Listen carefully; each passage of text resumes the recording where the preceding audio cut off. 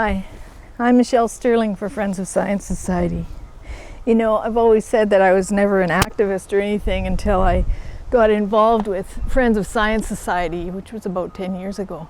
But while digging through the shed to get the garden tools out, I found a book I wrote years ago called The Boo Boo Boys' Conquest. It was kind of a send-up of Ubuwa, which is an absurdist play written in Poland. And I submitted it to ATP, to the 5-minute playwriting festival, and they rejected it at the last minute. So I was pretty upset about that. So I was an activist then, and I say that because I watched David Suzuki Foundation's presentation with his daughter Severn Cullis-Suzuki this week, and it was quite moving, I have to say. You know, here was this woman who now is the head of the David Suzuki Foundation that her parents founded, of course, now reflecting on her role in the 1992 Rio Conference, where she gave a very moving presentation called "I'm Only a Child."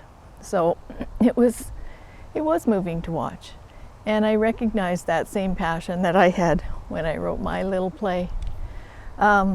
But I recognized something else too, that at the time I wrote my play, I didn't know a thing about energy, nothing. I knew that if you turned the light switch on, there was power.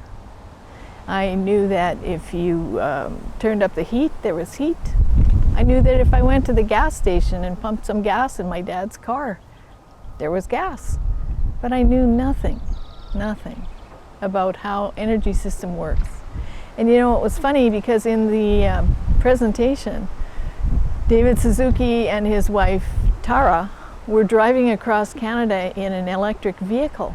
And he made the point that years ago, he and his colleagues at the foundation and his fellow activists had actually stopped Site C Dam from being built. And he was kind of bemoaning the fact that in the end they built Site C Dam anyway.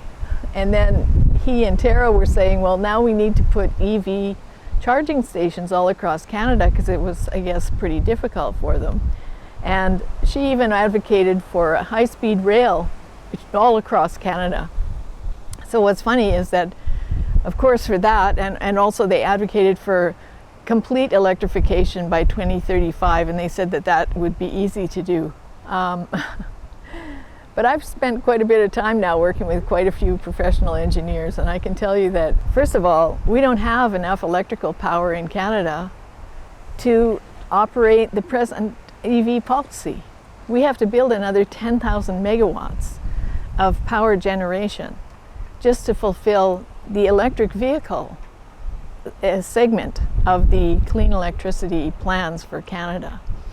And to decarbonize everything, to turn everything into electricity, home heating, everything else, we need many, many, many more power plants. So here is David Suzuki and his wife advocating for complete electrification, and at the same time blocking the very power dams that would supply that electrification, and bemoaning the fact that they ultimately got built.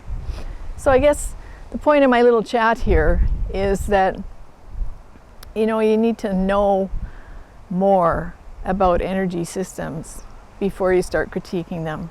I think Severn said at her presentation to the UN, to the Rio Conference, you know, if you don't know how to fix it, stop breaking it. And I guess I would say if it ain't broke, don't fix it.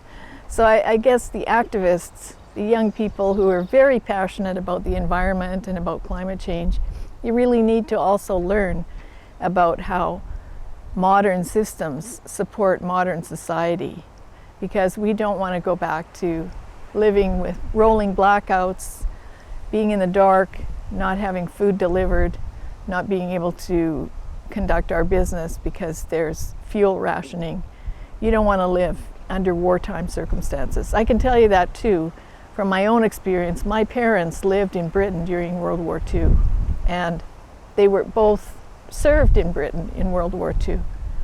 And it was really, really difficult. Aside from just the war, just living daily life was very difficult because of the rationing. and because of the economic circumstances. So let's not go back there.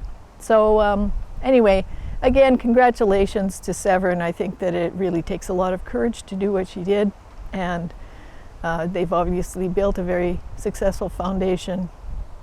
I don't agree with many of their views, but it was a very moving webcast. So anyway, for Friends of Science Society, I'm Michelle Stirling.